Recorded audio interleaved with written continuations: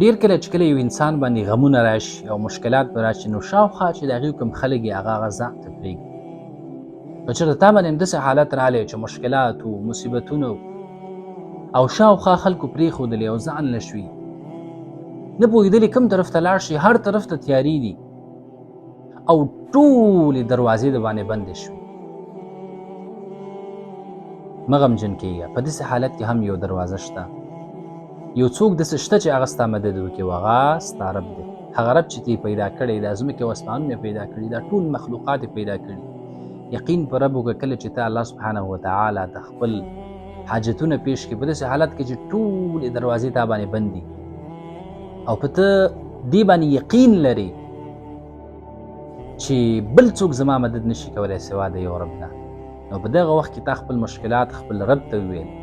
نو الله سبحانه وتعالی کله هم خپل بنده هغه یوازې نه پرېږدي.